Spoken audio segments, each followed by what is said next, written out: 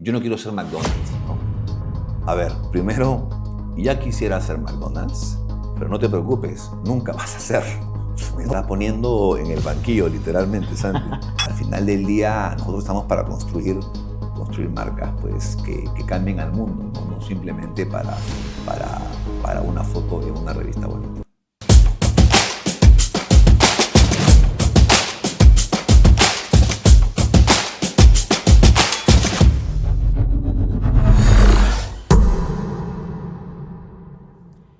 Hola chicos, ¿cómo están? Bienvenidos a un nuevo episodio de su podcast favorito de negocios, emprendimiento, impacto y ahora de franquicias.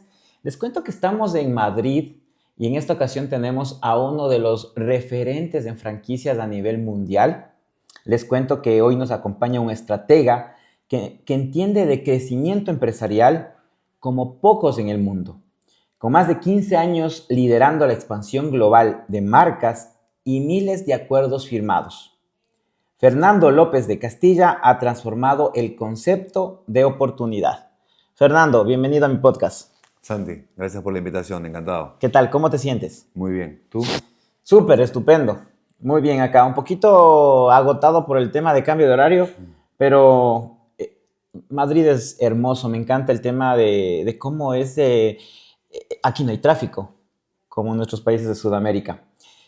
Bueno, empezamos, Fernando. Yo quiero que nos hagas un pitch o un elevator pitch más bien de 45 segundos, donde puedas hablarle al mundo y le cuentes quién eres tú. Muy difícil, pues podría hablar por horas sobre mí y sobre el franchising, evidentemente, aún más. Bueno, yo soy founding partner de Genius Worldwide. Como ustedes saben, amigos, somos hoy por hoy muy de lejos los más grandes en el mundo en lo que hacemos y solo hacemos una cosa, que es franchising. Y básicamente, Santi, lo que eso significa es ayudamos a marcas de todos los tamaños, de todos los sectores, con todo tipo de stakeholders a escalar a nivel global. Eso es en un elevator pitch lo que hacemos, Santi. Ya. ¿Y quién es Fernando? Eso a mi mujer tendrías que preguntárselo. Pero a ver, yo me considero un emprendedor, antes que nada. Yo fundé GNF Worldwide from scratch. Hoy operamos en más de 20 países. Bueno, estamos en más de 20 países, operamos en más de 40. Pero yo quiero pensar que sigo siendo un emprendedor pura sangre, Santi. Ok. Tú eres de Lima. Yo, correcto, born and raised en Lima, en Perú, así es. Resido en Madrid y viajo por el mundo. 6 meses al año los paso en un avión desde Miami hasta Hong Kong, literalmente. Ok. Estábamos en un almuerzo y justo salió una pregunta muy importante y quiero arrancar con esa pregunta. El modelo de franquicias está en decadencia. ¿Cómo lo ves? Pues eso sencillamente no es verdad. Eso no es verdad. Eso, ¿sabes qué pasa, Santi? Yo creo que, y siempre lo digo además, creo que nadie compra lo que no entiende. Yo creo que el franchising como tal, cuando uno lo descubre, lo entiende, lo aprende, soy además autor, estoy ahora escribiendo mi cuarto libro, cuando uno entiende lo que es el franchising se enamora, es la verdad.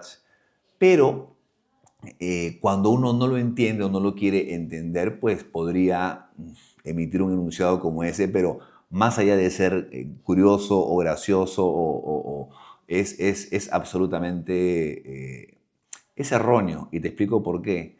La franquicia no es solo una estrategia para hacer crecer una hamburguesería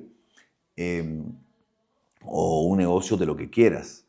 La franquicia, si tú te pones un poquito a investigar, el ser humano es lo que hoy es por un sistema de franquicia. Desde cómo cazábamos en la Edad Media, cómo los reinos medievales crecieron, las conquistas o descubrimientos del mundo entero, cómo los imperios más grandes de la humanidad se han fundamentado y cómo las civilizaciones se han construido, es que, la historia de la humanidad es la historia de una gran franquicia.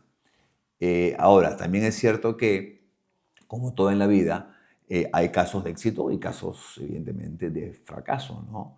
Eh, Algo que no es justo, digamos, para la industria es que mucha gente me dice, no, Fernando, lo que pasa es que yo, mire, que hice una franquicia con mi negocio y llegué a tener X y luego todo se derrumbó. La franquicia no funciona. Ok, a ver, ¿te asesoraste correctamente?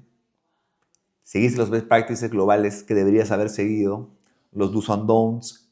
Pues si la respuesta es no es como que yo te diga, es que mira que me fui a un concurso de... Yo monto caballo, por ejemplo, Santi. Como que alguien me diga, mira, fui a un concurso de salto y mi caballo pues se tropezó, se cayó y me rompí la pierna. Es muy peligroso saltar a caballo. De repente saltaste encima de un burro o una mula o un caballo de paseo. Entonces, claro, si uno se sube al vehículo correcto, yo te puedo decir que no solo es muy difícil que le vaya mal en la industria, sino que creo que difícilmente alguien podría decir que la franquicia no funciona o que es un modelo en decadencia. Ok. ¿Tú crees que es más importante la marca, como las grandes que conocemos, McDonald's, KFC, pero ahora se está dando un tipo, no sé si decirlo moda, pero los nuevos negocios son de personas, de la persona que ya no es la marca, sino es la imagen de alguien es la que vende el negocio. Y ahí obviamente ya no te vas tanto por el camino de marca o de franquicia, sino de conectar directamente con el fundador de un local pequeño. A ver, mira, y siempre lo digo y te lo dije ahora es más en el almuerzo, Santi, la franquicia es un negocio de personas, es la verdad. No es un negocio de manuales de operaciones, de contratos, de protocolos, de softwares. La franquicia es un negocio de personas. Tenga una marca 30.000 tiendas o tenga 3, al final del día es un negocio entre personas sin duda. La diferencia radica en que, claro, si una marca tiene 3 tiendas o 30, pues tendrás una conexión y un día a día con el mismo fundador. Si tiene 300, 3.000 o 30.000, pues obviamente hay todo un equipo que va a responder por el fundador, ¿no? Pero al final del día es exactamente lo mismo.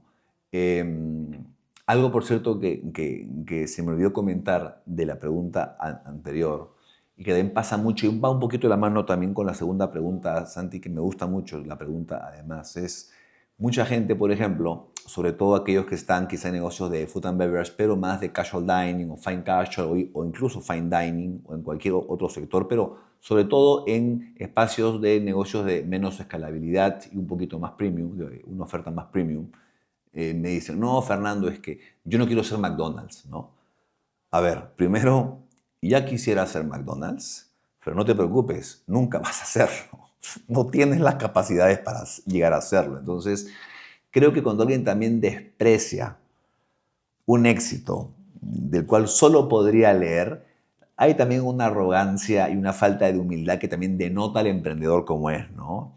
A ver, nosotros también hemos ayudado a emprendedores con negocios pequeñitos a ir de una tienda a 100, de una a 200, de una a 500 y luego pues ellos han hecho todo, no pasa nada, nosotros estamos detrás del telón, nosotros somos perfil bajo, somos una firma global de advisory, no necesitamos el spotlight. Pero yo creo que hoy en día nadie hace nada solo, ¿no? Todos nos subimos en hombros de otros que nos elevan. Y eso va un poco con la pregunta que me hiciste, Santi. La marca, el founder, el modelo. Mira, la respuesta más dogmática sería siempre el modelo de negocio. Y en mis libros hablo mucho de ello, además. Siempre cuando uno piensa en franchising, el modelo de negocio prima sobre la marca. Una marca conocida, famosa, etcétera, te ayuda a que cuando abras el primer día haya una fila de gente que quiere consumirte. Pero si detrás de eso, de esa vitrina, de esa puerta, no hay toda una infraestructura, una maquinaria que asegura un modelo de negocio que brinde lo que en nuestro mundo conocemos como calidad, que es consistencia, porque es eso, vendas una hamburguesa de 5 euros o una de 30, da igual, calidad es consistencia. Si no hay esa maquinaria detrás, pues la marca bonita se queda en la fila del primer día. Entonces, yo te diría Obviamente, hay casos y casos, pero te diría, si tuviera que generalizar y hablar de manera más dogmática, modelo de negocio siempre prima sobre marca, siempre, y fundador siempre prima sobre modelo de negocio. Porque, como dijo Peter Drucker, la estrategia, bueno, ya sabes lo que dijo, ¿no? Es siempre, sobre todo en marcas emergentes, franchise startups, franchise scale-ups, siempre el equipo humano y la voz del fundador o del equipo ejecutivo va a primar sobre el modelo de negocio incluso. Sobre todo cuando es grande, ¿no? Porque pongamos ya en marcas globales, la marca va siempre a hacer más que el modelo de negocio. Coca-Cola no ha cambiado su modelo de negocio y es Coca-Cola, ¿no? Pero en marcas pequeñas y medianas, siempre el modelo va a primar. Yo creo que incluso en las megacorporaciones siempre el modelo de negocio prima sobre la marca. Y lo vemos, ojo, en las franquicias más grandes del mundo. Cuando ha habido una falta de liderazgo y se han cometido errores garrafales, la marca se la tiran al piso y la bolsa obviamente reacciona. Yo soy un creyente que el modelo de negocio siempre prima sobre la marca y luego las personas, incluso sobre el modelo de negocio. Ok. ¿Cuál es el error humano más caro al expandir una marca? La arrogancia. La arrogancia, Santi. La arrogancia. Y ojo, somos seres humanos, nos pasa mucho, pero yo creo que Es parte del ser humano, ¿no? es parte del ser humano y decir lo contrario sería arrogante. Pero lo cierto es que cuando uno con un negocio vendas salchichas o colchones, me da exactamente igual.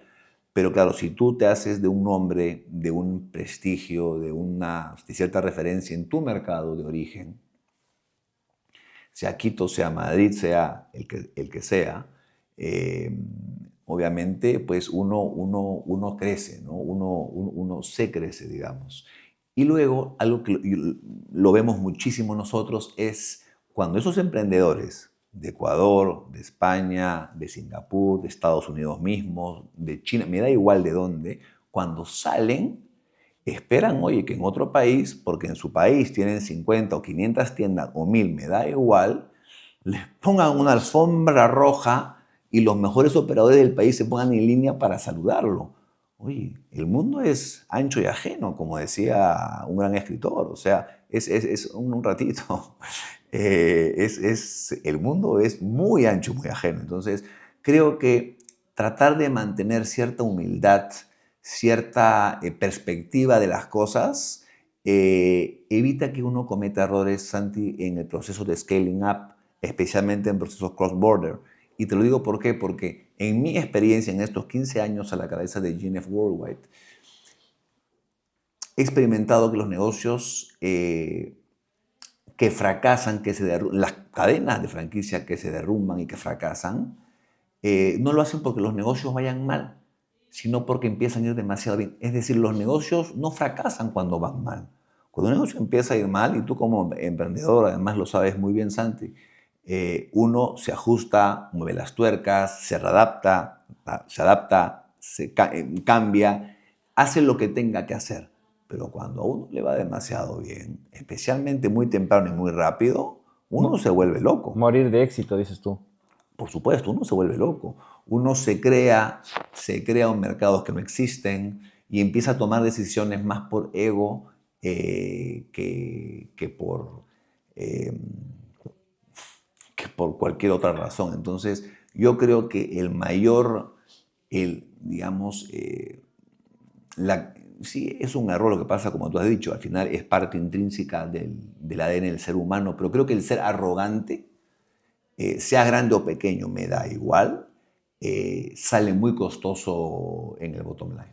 ¿En algún momento tú sentiste o te diste cuenta, capaz, no en el momento, que a la final tú tenías también esa arrogancia en algún momento de tu crecimiento? Me estás poniendo en el banquillo, literalmente, Santi. Ya te cuento por qué, ya te cuento por qué. Yo creo, la respuesta es, por supuesto, ¿quién no? Imagínate. Quien diga que en algún momento pues, no se le ha inflado el pecho como un pavo real porque ha logrado algo, pues es un mentiroso, ¿no? Pero lo bueno, no lo bueno, digamos, lo que yo agradezco mucho a Dios, especialmente Santi y a mi familia y a mis seres queridos, eh, es que me han permitido desarrollarme a mí en un entorno en el cual trato mucho con personas, veo muchos éxitos, muchos fracasos, y creo que cuando uno ve gente que ha logrado tanto y cómo lo ha perdido todo simplemente por ese rush, ¿no? Adrenalínico, o gente, no sé, que vende su primera franquicia y al día siguiente viene a la oficina con un Rolex de oro, o invitan a su familia a un crucero por Europa. Es, es- es, eh, creo que he visto demasiado en este mundo ya, Santi, y a nivel casi global, te diría, en más de 40 mercados en los que operamos, y estoy un poquito curado, a Dios gracias, de esas tentaciones mundanas. Cuando mencionaste esto de la arrogancia o el ego, te cuento que yo pasé ese camino. Cuando nosotros ya realmente, eh, yo siento, o sea, somos del rey, en Ecuador somos del rey de las heladerías, somos la heladería más grande del Ecuador. Y justo, pensé que el siguiente país iba a ser Colombia, después iba a ser Perú, y lo que dijiste, ¿no? Nos ponen la alfombra roja y que Bogatti venga, y fue totalmente darnos contra el piso, ¿no? Eh, ¿Cómo evitarías que pase eso con las personas, con tus clientes? Eh, ¿Puedes tú directamente decirles, les haces aterrizar, les pones los pies sobre el piso? ¿Cómo te manejas en ese aspecto? Es un tema muy delicado, ¿no?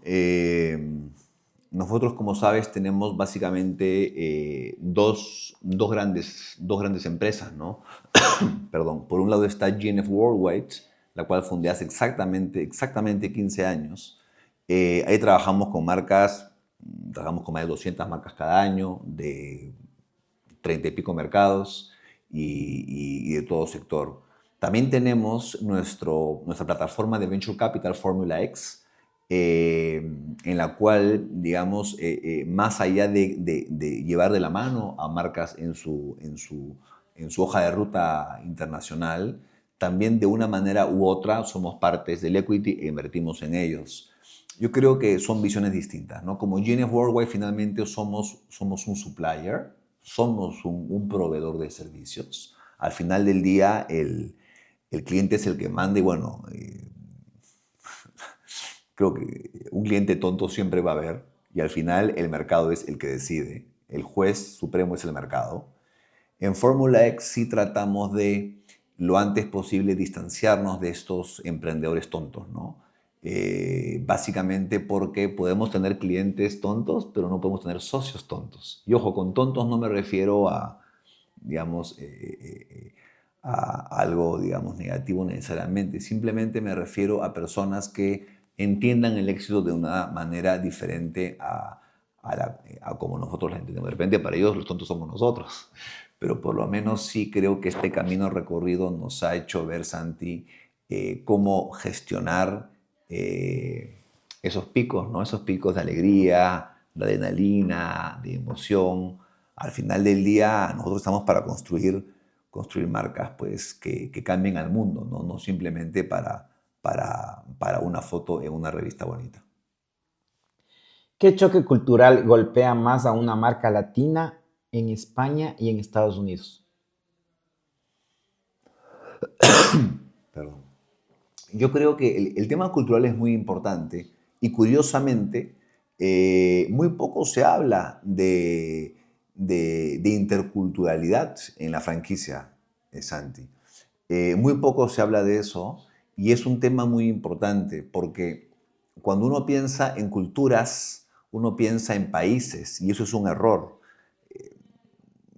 Una persona de un nivel socioeconómico B, por decir cualquier cosa, puede tener mucho más en común con una persona de su mismo estrato socioeconómico y cultural en Singapur, o en Mérida, en México, y también en Mérida, en España, da igual, que con una persona de su mismo vecindario, simplemente que no haya tenido esas mismas experiencias a nivel económica, social y cultural. Entonces, cuando hablamos del tema cultural, no es un tema de españoles contra ecuatorianos, o de chinos contra gringos. El tema cultural es mucho más profundo, mucho más intrínseco, y va más con tu entorno, tu educación, tus aspiraciones. Entonces, lamentablemente en franchising no se habla suficiente sobre el tema cultural, pero puntualmente sobre latinoamericanos en España, mira, en Europa sin duda, pero Europa en sí es un continente, ¿no? Me refiero literalmente, incluso España, dentro de España hay muchas Españas, ¿no? Dentro de México hay muchos Méxicos. Claro. Entonces yo te diría que más que el choque cultural, simplemente digamos, por bajarse del avión es dependiendo a qué sección del mercado, a qué parte del mercado va y con quiénes traten, se pueden sentir más o menos en su casa. Solo un comentario más sobre esa respuesta. Creo que el franchising finalmente te genera los guardarrieles, ¿no? Los guardrails para que tú transites. Mientras tú te muevas entre esos rieles, en esa carretera, en cualquier país del mundo, creo que vas a estar bien. Ok. Si tienes que, y esto vamos más ya enfocado a las personas que quisieran invertir en una franquicia. Si tienes 100K, ¿por qué elegir un modelo sólido, aunque desconocido, a una marca famosa?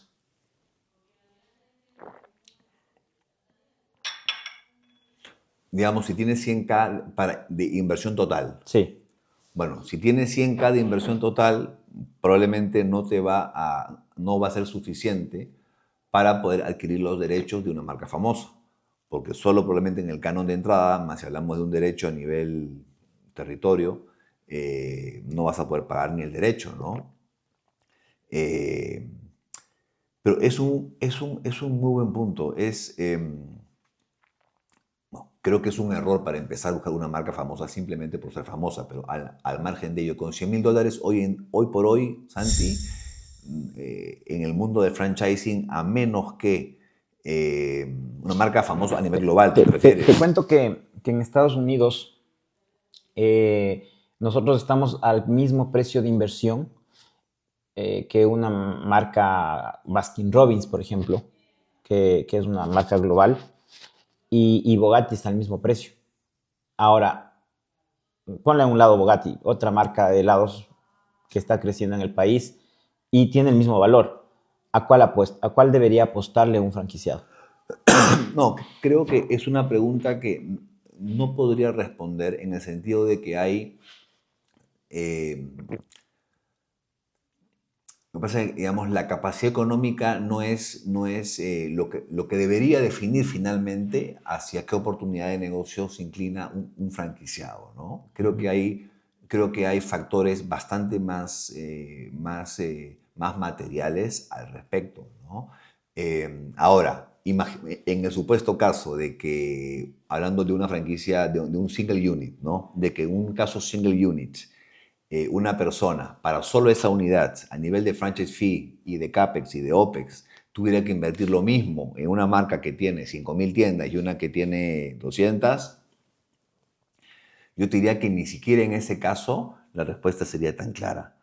Porque si tú me dices que en una va a tratar con el mismo fundador y que tiene su tienda original a 5 kilómetros y que va a poder tirar de él cada vez que lo necesite y que luego también tiene una opción, right of first refusal, para otra unidad en otro sitio Prime, o tiene incluso la oportunidad de invertir a nivel holding, mientras que en la otra, por más que tenga 5.000 tiendas, trata con un supervisor de área que lo cambian cada 6 meses y la casa matriz está 10 estados más lejos, pues te diría que hay cosas que pensar, ¿no? Pero una marca famosa contra una emergente, para mí, intrínsecamente, Santi, eso no significa nada. Y es más, te digo algo más. Yo soy un apasionado. Tenemos clientes muy, muy grandes. ¿Ah? A Dios gracias hemos trabajado literalmente con la marca, con la franquicia más grande del mundo en número de unidades, con 7-Eleven. Pero más allá de clientes como 7-Eleven y marcas de ese calibre, trabajamos mucho con franchise startups, tanto en GNF Worldwide como en Formula X. Yo te diría, yo soy un apasionado de las marcas emergentes porque mucha gente me dice, no, Fernando, es que una marca pequeña, y ojo, pequeña te hablo que tenga una tienda, 10 o 200, me da igual. Pequeña depende en qué mercado está y cuál sea su mercado para empezar, pero yo soy un apasionado de las marcas pequeñas porque Alguien me puede decir, no, Fernando, es que imagínate, ser el primer franquiciado de esa marca, uy, qué miedo, qué riesgo, o solo tiene 3 franquicias o 30. Oye, pasa un poquito como en las familias, ¿no, Santi? Oye, tus primeros hijos, a ver, típicamente, ¿tú tienes hijos, Santi? Sí, sí, 2. ¿Dos tienes? ¿De qué edades? De 5 y 2 años. Bueno, yo también tengo 2, pero antiguamente pues, las familias tenían 5, 10 y 15 hijos. Claro. A ver, los mayorcitos eran los que salían mejores. Ajá. Y los siguientes se criaban solos, ¿no? Claro. Lo cierto es que a mí, por ejemplo, no me da miedo ser el primer franquiciado de una marca. Cero miedo. Cero. Si el modelo de negocio se ancla en los sistemas adecuados, la gente que está detrás no es gente tonta y quieren construir algo bien hecho, yo prefiero ser el primer franquiciado al número 100. Porque siendo el franquiciado número 100 trato con el supervisor de área, que es un chico de 28 años que se acaba de graduar de la universidad o que ha tenido 2 prácticas y ahora se cree jefe. Mientras que si soy el primer franquiciado, sé que ese franquiciador o ese franquiciante o ese founder va a dejar la piel en la cancha para que yo tenga éxito, porque todo el futuro de él y de su familia y de sus hijos y de su descendencia probablemente, y su mortgage y la universidad de sus hijos dependen de qué tan bien me vaya a mí, su primer franquiciado. Ujú. A mí no me da miedo, Santi. Sí, claro, sí es así. El primer franquiciado, los primeros franquiciados tienen una gran ventaja, ¿no? Además que hay una conexión más directa con el fundador y eso es clave. Incluso te podría decir que en nuestro caso ellos son la escuela, ¿no? Para nosotros y tienen un poder de decisión mucho más grande que cuando la franquicia ya ha crecido. Absolutamente. A mí el único caso en el cual me daría miedo ser un primer franquiciado es cuando hay founders que se han enamorado de sí mismos. No solo de su negocio. Cuando un founder se acaba enamorando de él mismo, ahí creo que hay un problema. Ahí creo que hay un problema. Pero cuando ese amor desbocado, esa obsesión es por el negocio en sí, yo te diría, no hay ningún riesgo de ser de esa primera camada de ¿Y franquiciados. cómo sabes si un founder se enamoró de sí mismo? ¿O a qué te refieres? Pues, a ver, yo creo que la figura del founder detrás del negocio es muy importante, ojo, Al final del día, como decía, ¿no? La franquicia es un negocio de personas y somos una comunidad. Yo te comentaba, nosotros somos miembros de la IFA, la International Franchise Association de Estados Unidos, desde hace muchos años. Estoy en el comité ejecutivo y somos una comunidad. Sería muy extraño en nuestra comunidad que alguien no sepa quién es quién, ¿no? Y yo siempre digo, cuando quieras saber de alguien, pregunta a la gente. Porque te aseguro que preguntas a 2, 3 personas y alguien va a conocer a alguien que te puede dar mucha información sobre ese fundador o sobre esa persona. O sobre ese consultor o sobre ese ejecutivo, da igual.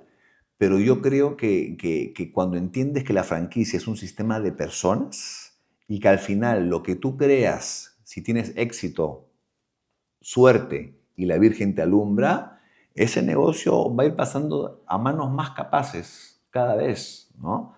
Entonces yo creo que solo un founder que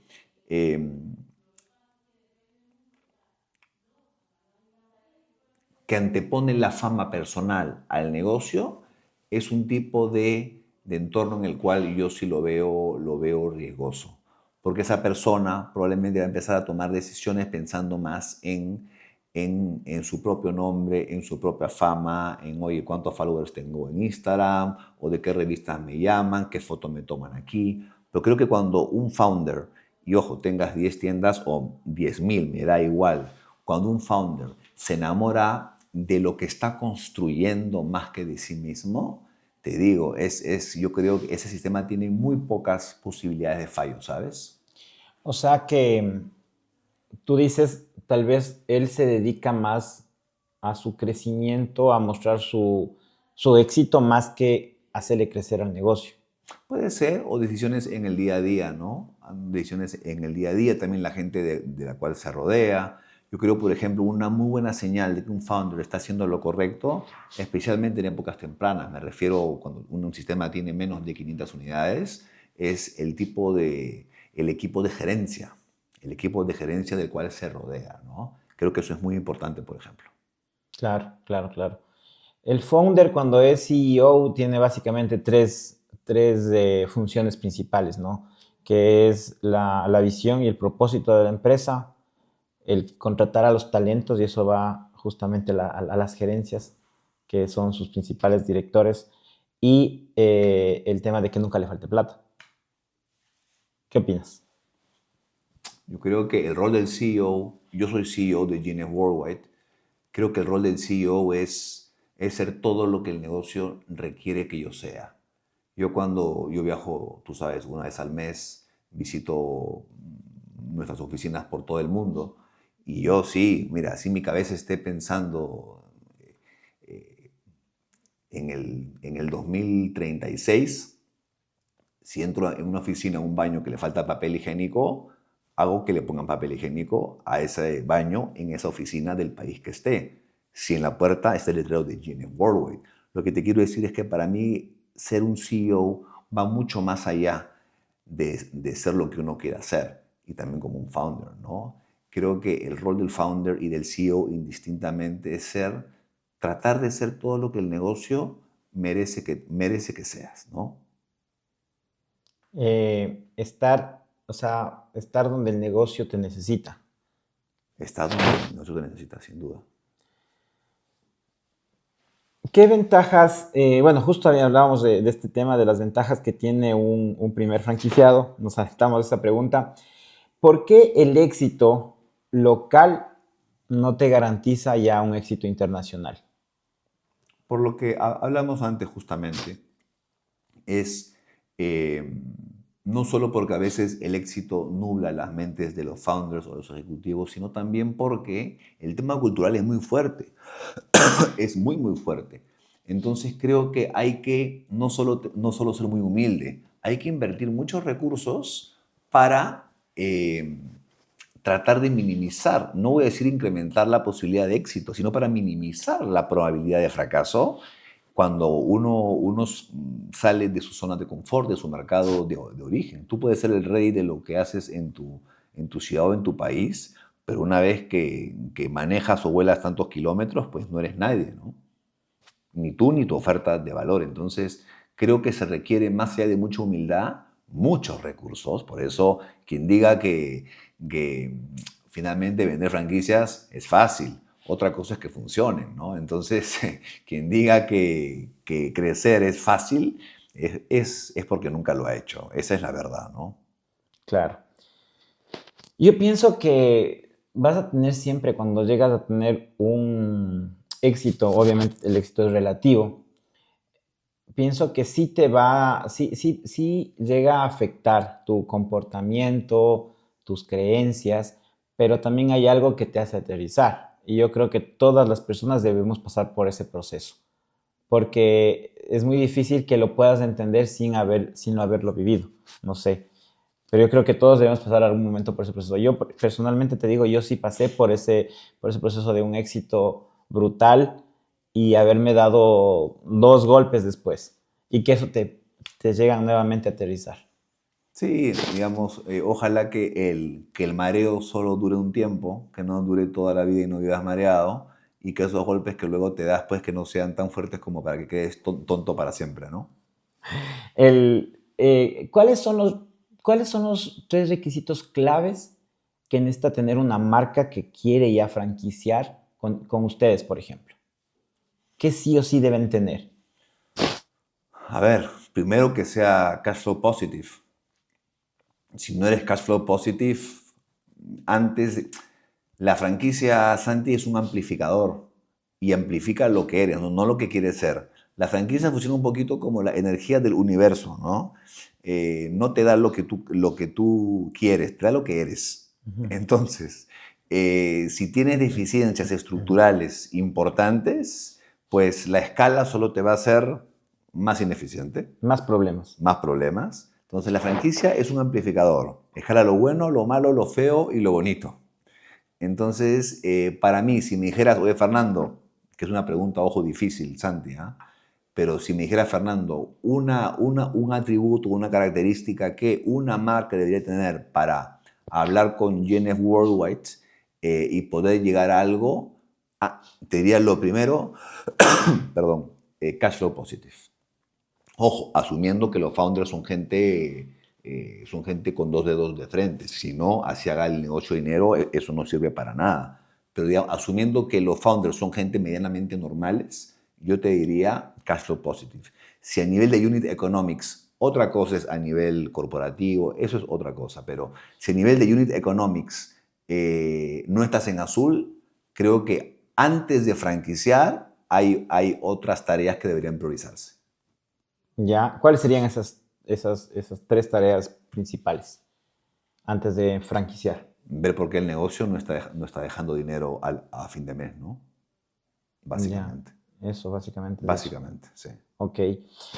Te voy a poner y te voy a dar datos reales de Bogatti. Nosotros tenemos un promedio de 20 franquicias muy exitosas que duplican el promedio de ventas mensuales, duplican y hasta triplican el promedio de ventas que tenemos mensuales. Tenemos por ahí un 60% de tiendas que están bien, están positivos, pero obviamente su ganancia es relativamente es buena, pero no es excelente, ¿no? Y tengo un 20% que en algunos casos apenas llegan al punto de equilibrio. ¿Qué tan saludable es nuestra marca? O una marca que tenga sus números. Sí, digamos, más allá de hablar de ese caso en específico, Santi, porque hay otras preguntas que tendría que hacerte al respecto. A ver, es muy normal que hayan tiers dentro de un sistema, ¿no? Nosotros mismos, mira, te lo pongo como ejemplo. Yo te diría, de las 200 y pico marcas con las que trabajamos cada año alrededor del mundo, te diría que quizá un 50% más o menos logran sus expectativas a nivel de crecimiento real. Luego, un 25% creo superan toda expectativa, incluso las nuestras y la de los founders. Y luego hay un 25% que se rezaga y que te digo, no hay nada que hacer. No llega. No hay, y no hay nada que hacer. Al final del día, el mercado es el juez y el verdugo. Entonces te diría, Santi, creo que eso es muy normal, ¿eh? Muy normal. Y Estamos en la normalidad. sí, y es por eso que, digamos, por ejemplo, bajo la regulación americana, bajo el FTC Rule, ellos, en el FDD, tú eso también lo sabes, son muy claros en cómo poner, ¿no? En el item 19, en el 21, cómo poner justamente los ítems de financial representation, ¿no? Son muy claros porque, claro, tienes que darle al franquiciado en mercados que te permiten ese tipo de disclosure precontractual, tienes que darles ese tipo de visibilidad real de la salud del sistema. Claro. Tú mencionas en una entrevista, mencionas que los negocios físicos deben ser repotenciados por tecnología y no en base en tecnología. ¿Puedes explicarnos mejor ese punto de vista?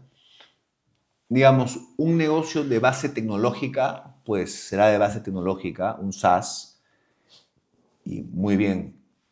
Pero en nuestro mundo, en el mundo del brick and mortar, en el mundo del ladrillo, la franquicia es básicamente una industria de ladrillo. Si bien trabajamos con muchas marcas de servicios, muchísimas, hemos franquiciado, te diría, desde canales de televisión hasta, perdón, centrales de riesgo. Pero más allá de eso, cuando un negocio se basa en el brick and mortar, como lo es una heladería o lo es cualquier tipo de franquicia, al final del día, sí, hoy por hoy tiene que ser tech-enabled para poder escalar a cierta velocidad y con ciertas prestaciones. Nosotros sí nos preocupamos muchísimo y tenemos, te digo, todo un departamento de IA que solamente hace IA. Y sí, digamos, buscamos inyectar de tecnología a las marcas, sean pequeñas o grandes, digamos, de esas capacidades que hoy por hoy no son wishful thinking, hoy por hoy son un must, ¿no? Ok. Todas las franquicias, o sea, todas las marcas o cualquier servicio se puede franquiciar o tú dices, no, esto no se puede franquiciar. A mí me gusta creer que todo puede ser franquiciable, que todo puede ser franquiciado, pero no todo debería ser franquiciado, ¿no? Yo creo que todo se puede franquiciar. Eso no quiere decir que se deba hacer. Pero ahora también, muchas estrategias de crecimiento no son franquicia, pero tienen elementos, pues, potentísimos del sistema de franquicia, ¿no? Algo que pasa mucho en España, por ejemplo, también pasa en América Latina y pasa en Estados Unidos y pasa en el mundo entero, es a muchas marcas por un tema más que, diría, más de desconocimiento, por no decir ignorancia. No les gusta la palabra franquicia, ¿no? No, yo no franquicio, dicen, yo licencio.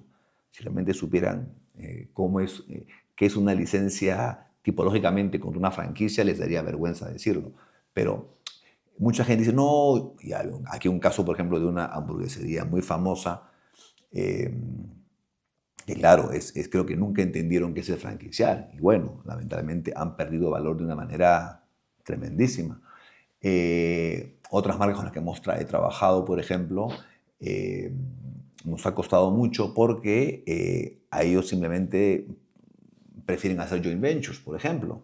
Cuando joint venture, técnicamente, como se entiende en estas rutas de crecimiento, son franquicias asociativas, ni más ni menos. Entonces, y es difícil, creo, si tú emprendes el camino de la franquicia, pero no te gusta la palabra, prefieres decir que licencias, que haces joint ventures, que haces partnership y tontería y media, al final del día creo que es muy difícil tener éxito en algo de lo que no estás orgulloso, ¿no? Claro. ¿Qué es una franquicia asociativa?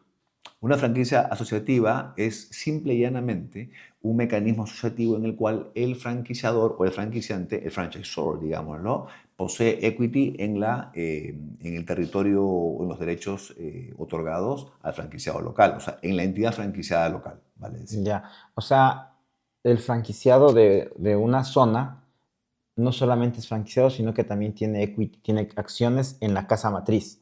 Al revés. Al revés. Claro, digamos, es cuando el franchisor le otorga derechos a un franchisee para un territorio determinado y el franchisor posee equity en la entidad local del Ok, franchisee. ok. No puede ser no puede ser al contrario. Podría ser, por supuesto, un franquicio local puede tener equity a nivel holding sin duda, pero Entraría con otro nombre, sería sí, otra eso por lo figura. menos, digamos, tipológicamente, eso no vendría a ser una franquicia asociativa como estrategia de expansión. Ah, ok, ok. Clarísimo. Ahí, por ejemplo, podría ser incluso, es más, dependiendo de muchas variables, pero una sucursal o una subsidiaria. Hay muchas formas de llamarlo, creo, pero una franquicia asociativa técnicamente no. Ah, ok. ¿Por qué franquicias más capital privado es la fórmula más poderosa al día de hoy? Lo es.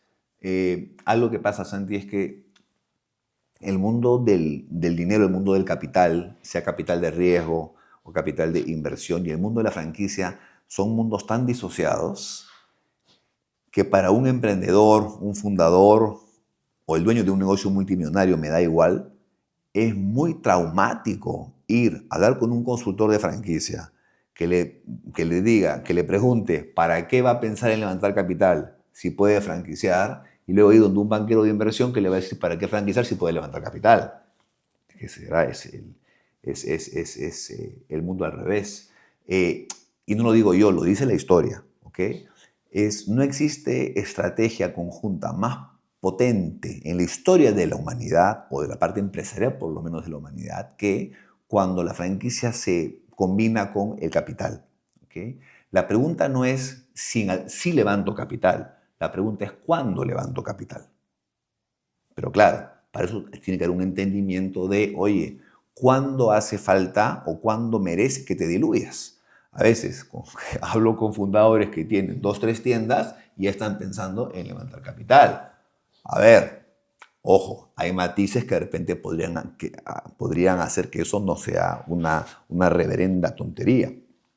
Pero es levantar capital, abrir el equity antes de construir valor, pues te vas a acabar vendiendo por un plato de lentejas. Esa es la verdad.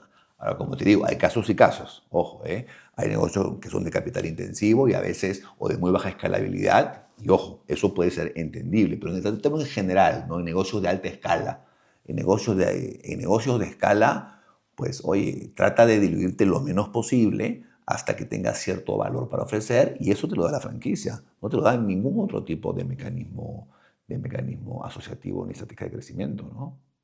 ¿Y buscarías estas inversiones, levantar capital, si ya tienes un plan más global? Si, no, si todavía no lo tienes, deberías esperar para levantar capital. O sea, es innecesario si no tienes una meta clara de qué es lo que vas a hacer con ese capital. No, imagínate, levantar capital sin meta clara, te lo tiras. Te lo tiras y no le mueves la aguja al negocio, sin duda. O sea, eso por decirlo menos, ¿no? Pero ni siquiera un plan global, porque podrías tener un plan a nivel nacional muy ambicioso que requiere cierto tipo de CAPEX, cierto tipo de supply chain, cierto tipo de talento, cierto tipo de, oye, absorber competidores más pequeños, un crecimiento inorgánico dentro de tu propia estrategia de crecimiento orgánico, mil formas que creo de plantear ese requerimiento de capital. Pero si no sabes para qué vas a usarlo, pobre del inversor que le dé dinero a ese negocio, ¿no? ¿Has visto un cambio de, ahorita se ve mucho lo del venture capital, que están enfocadas en las startups, pero se ha visto un tema de bajón, ¿no? En esta industria. ¿Y has visto crecimiento nuevamente de regresar a ver a los negocios más tradicionales? A ver, creo que hay muchas formas de interpretar la data. Lo que sí es cierto es todo el tema de la IA. Obviamente ha generado ha hecho que los valores de startups de bases tecnológicas se hayan desinflado simplemente porque por hoy una gran corporación, pues su CTO con un equipo X puede generar una infraestructura interna tecnológica que hace 5 o 10 años requería 150 programadores. Pero yo te diría que depende de qué corte de la historia veas, puedes interpretar la data de muchas maneras. Yo creo que, no lo creo yo, es lo que dice la historia de la humanidad. Todo es cíclico en esta vida, absolutamente.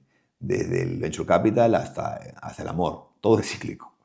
Entonces, yo creo que, obviamente, según los éxitos que hayan en un mercado y en un año determinado, pues los múltiplos se inflan y se desinflan, ¿no? Yo te diría, industrias como la del franchising, la del private equity y hasta cierto punto la del venture capital, incluso de base tecnológica, si sabes lo que estás haciendo y te rodeas de la gente adecuada, creo que la probabilidad de perder dinero o de hacer tonterías es muy baja. ¿Qué es para ti el éxito, Fernando? Una pregunta importante, Santiago. El éxito. Creo que el éxito es poder dormir tranquilo, ¿sabes? Cerrar los ojos. Es más, eso te lo hubiera dicho quizá mira, cuando era soltero sin hijos, te hubiera dicho que el éxito es echarme sobre mi almohada y quedarme dormido sin tener que pensar en nada. Hoy por hoy que soy padre de familia, Santiago, el éxito creo es poder mirar a mis hijos a los ojos y saber que cuando digan su apellido en cualquier parte del mundo, si alguien me ha conocido, yo le haya caído bien o le haya caído mal, se va a quitar el sombrero porque su padre era un caballero y un señor.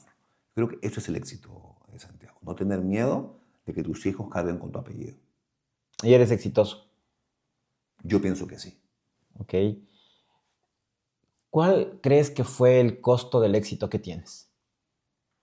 Bueno, mucho, El más un fuerte. costo altísimo, ¿no? Un costo altísimo. Mira, mi primer libro. Para escribir mi primer libro me tomó 2 años. Y fueron 2 años, recuerdo, yo era recién casado. 2 años, no tenía hijos, pero era recién casado. Y fueron 2 años en los cuales todos los sábados y domingos me sentaba frente a mi computadora y escribía. 2 años, obviamente. El libro 2 me tomó 1 año, el 3 me tomó 6 meses y el cuarto me va a tomar 3 meses. Sin IA. Bueno, por supuesto. O sea, porque la IA sí te ayuda a escribir un libro mejor, Es ¿no? que a mí me gusta escribir. Yo Claro. soy un romántico, Santiago. A mí me gusta realmente escribir. Eh, o sea, y a Dios gracias tengo el talento, no necesito esa ayuda. Pero y me tomó 2 años escribir el libro. O sea, a mi mujer recién casado no la vi durante fines de semana completos durante 2 años, casi me divorcio. Pero obviamente cuando mi esposa, que además es cofundadora de Genius Worldwide, vio el libro, vio el impacto para la comunidad que generó ese libro, pues obviamente creo que el resentimiento pues se convirtió en un amor incluso más profético, ¿no? Claro. Admiración, tal vez, Espero que sí, Santiago. sintió por ti. El fracaso más doloroso y el que más te enseñó. A nivel empresarial, te digo, creo que los fracasos no me duelen porque aprendo. Yo sé que suena cliché, pero es cierto, es cierto. A mí más bien lo que sí me duele mucho es cuando mis clientes, nuestros clientes tienen fracasos y no saben copar con el dolor. Eso a mí me duele mucho, la verdad. Eso a mí me duele mucho, me destroza por dentro. Pero te digo, fracasos míos, te digo, me da igual, Santiago. Pero alguno que te acuerdes. Te digo la verdad, a mí solo me hacen más fuerte los fracasos. Solo me hacen más fuerte, la verdad, te digo. Hasta los espero, mira. Pero el fracaso de mis clientes, ¿Los esperas o los creas también? no, yo no creo que sea necesario crear fracasos. Algo también que escucho mucho es, no, es que mira que agradezco la ayuda de ustedes, ¿no? Pero no, nosotros queremos aprender solos. Hay, hay que ser idiota. O sea, oye, ir por la vida dándote de golpes, eso no es ser valiente, ni inteligente, ni eficiente. Eso es ser un loco. Justamente, dependiendo a qué tipo de ayuda puedas acceder, vas a evitarte ciertas lecciones, ciertos aprendizajes que no tienes que tener. O sea, alguien que dice, no, es que yo felizmente he sufrido mucho porque ahora sé, oye, no, ojalá hubiera sufrido menos para saber lo que sabes hoy. Entonces, no, los fracasos los acepto, les doy la bienvenida, no los busco, prefiero crecer sin dolor, Santiago. Y ya casi vamos finalizando. ¿Cómo aplicas el finis coronat opus sin perder el alma del negocio? Es un muy buen punto, un muy buen punto. Esa es una frase que solía decir mi padre. Una frase que solía decir mi padre, el finis coronat opus, que ojo, no es el fin justifica los medios. Finis coronat opus quiere decir el fin corona la obra.